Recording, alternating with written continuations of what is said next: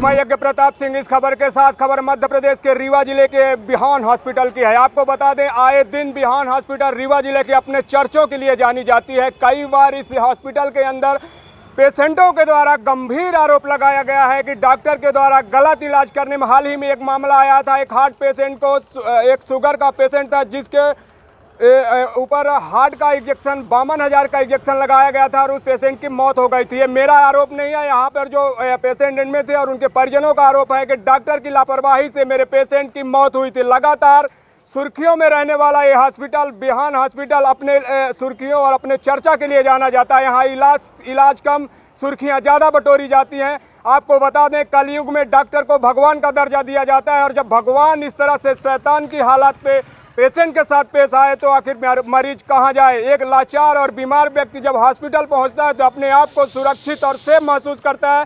ये सोचता है कि हमारे अंदर जो बीमारियां हैं शायद डॉक्टर के हाथ और डॉक्टर के इलाज करने के बाद मैं स्वस्थ हो जाऊंगा और अपने परिजन के सामने फिर से उसी तरह से प्रेजेंट हो पाऊंगा जैसे पहले मेरी हालत थी। लेकिन यहाँ का जो मंजर है, मैं आपको बता दूं, स्थानीय प्रशासन, यहाँ के राजनेता, यहाँ के जो स्थानीय नेता और मंत्री हैं, लगातार स्वास्थ्य विभाग को सुधारने का काम कर रहे हैं। लेकिन स्वास्थ्य का जो सिस्टम है जिस तरह से चरमराया हुआ है, जिस तरह से टूटता जा रहा है, सरकारी हॉस्पिटलों में जितने भी डॉक्टर हैं, हमारा आरोप नहीं, यहाँ पे कई परिजनों ने गंभीर आरोप लाया कि जो ऑन ड्यूटी डॉक्टर हैं अपनी खुद की दुकान खोल के बैठे हुए हैं, हॉस्पिटल में नहीं जाते और वहाँ पर उनके एक दलाल नियुक्त होता है जो बताता है कि फलाने हॉस्पिटल में चले जाओ, वहाँ पर आपका उपयुक्त इलाज हो पाएगा, सरकारी हॉस्पिटल में आपका जीवन इसी तरह से लटकता रहेगा।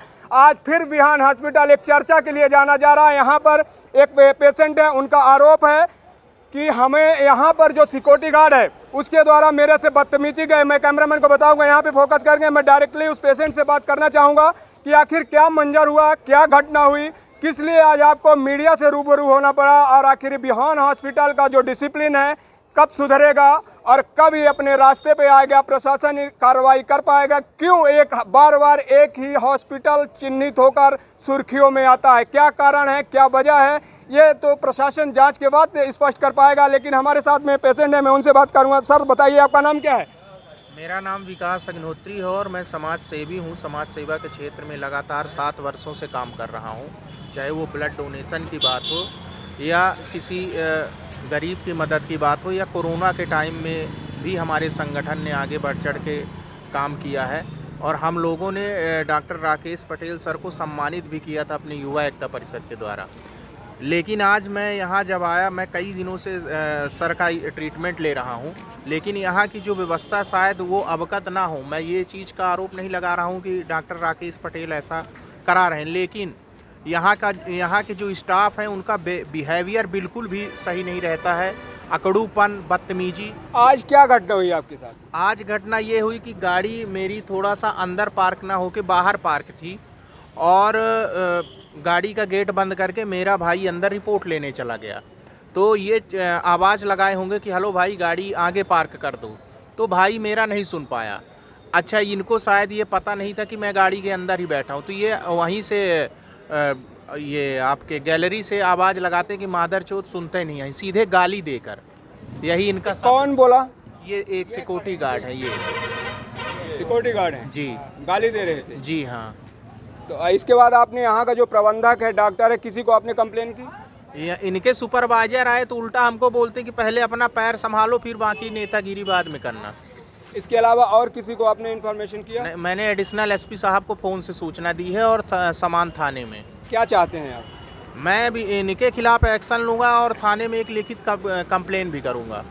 आप पैर से पैरालाइज हैं? जी हाँ, मुझे स्पाइनल कॉर्ड इंजरी है। 2014 से मैं पैरालाइज्ड हूँ।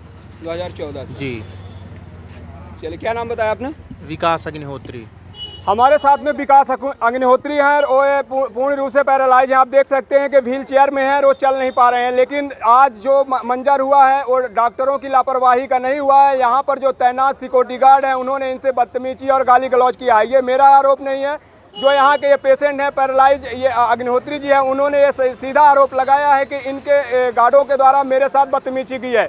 लेकिन एक चीज़ तो स्पष्ट है कि जिस संस्थान का सिस्टम खराब हो, जिस संस्थान का मुखिया सही तरीके से डील न कर पा रहा हो, तो नीचे से लेकर ऊपर तक हर व्यक्ति को अपने आप में एक घमंड हो जाता है कि हमारा क्या होगा और क्या कर पाएंगे। क्योंकि लगातार सुर्खियों में रहने वाला ये हॉस्पिटल के ऊपर कार्रवाई न होने के कारण इनके मनोबल और ज़्यादा बढ़ते जा रहे हैं। सुर्खियों में क्यों आ रहे हैं, किस लिए आ रहे हैं, मैं सिर्फ स्पष्ट करना चाहता हूं कि अगर डॉक्टर ने लापरवाही की है तो उसके ऊपर कार्रवाई होना चाहिए, और अगर डॉक्टर की लापरवाही नहीं थी और जिन पेशेंटों ने गलत डॉक्टरों के ऊपर आरोप लगाया है तो उनके ऊपर कार्रवाई होनी चाहिए। लेकिन प्रशासन और राजनेता के तपोबल से खड़ी ये दीवारें लगातार अपने आप को धन और बलवान दोनों बनाती जा रही हैं, जिसके कारण इनका जो मनोबल है चांद की रोशनी की तरह चमकता जा रहा है। मेरा आरोप किसी की छवि खराब करना नहीं है, लेकिन मैं एक पत्रकार के हैसियत से लगातार समाज में हो रही कुरीतियों को समाज के पटल पर रखना और जिले के आला अधिकारियों तक इस खबर को पहुंचाना मेरा दायित्व है, और वही दायित्व को पूरा करने के लिए आज फिर से मैं बिहान हॉस्पिटल में पहुंचा हूं।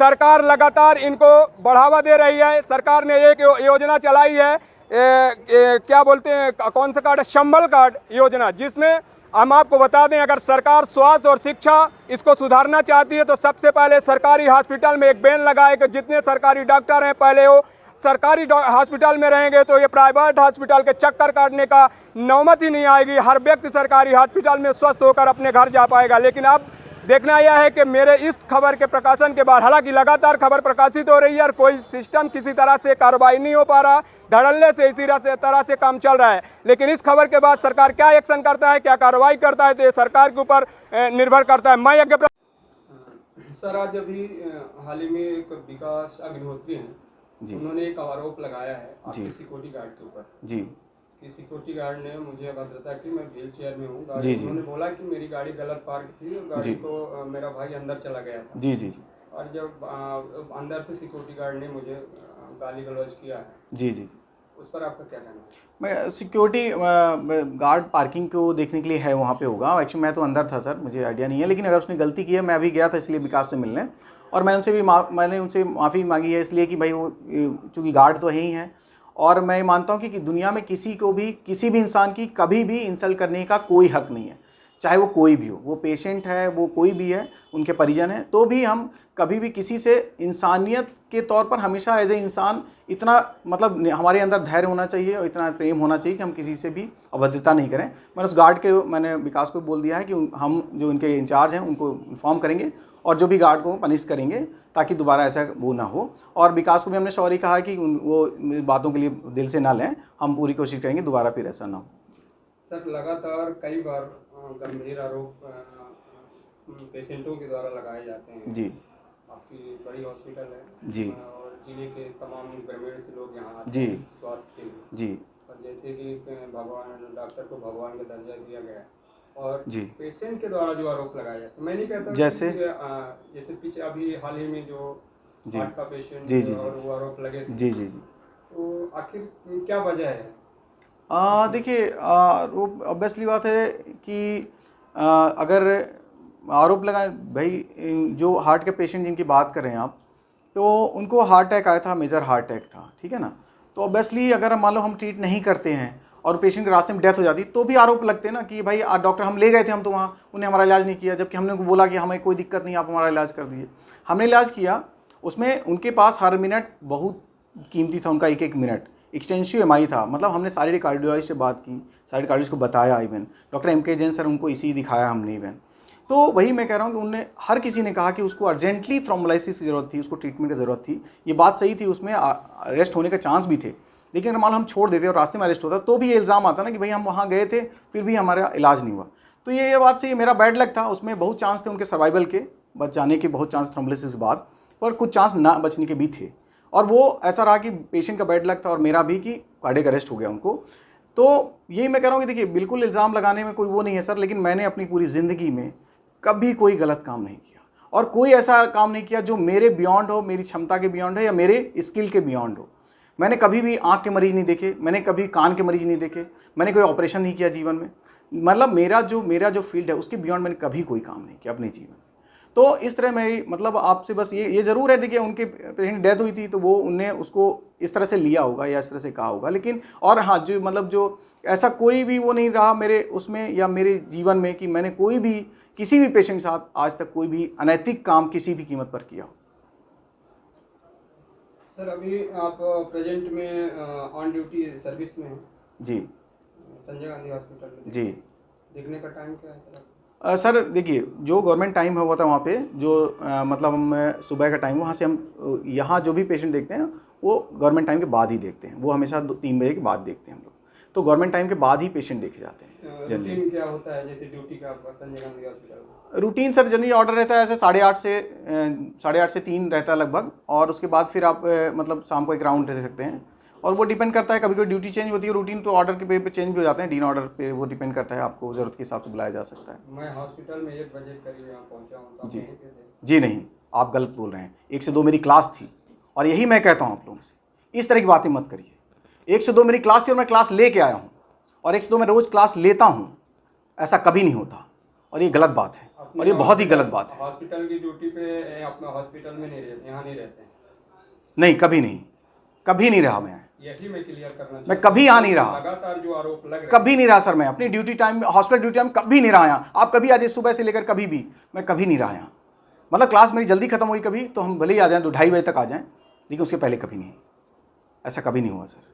और अपने संजय गांधी के पास जो मेरी अगर मैं छुट्टी पे हूँ अलग बात है, और मैं छुट्टी पे नहीं हूँ तो मैं यहाँ नहीं होता, कभी नहीं होता, क्योंकि मेरी जो सरकार के प्रति जो मेरी जिम्मेदारी वहाँ की, आप वहाँ भी पूछ लेंगे। जो पेशेंट मेरे पास एडमिट है, जो बुधवार को जो एडमिशन मेरा डे रहता है, उस डे में जो भी एडमिशन होते हैं उन्हें मैं बखूबी बाकायदे अपने तरीके से देखता हूँ। वहाँ जो बेड होते हैं उनको भी देख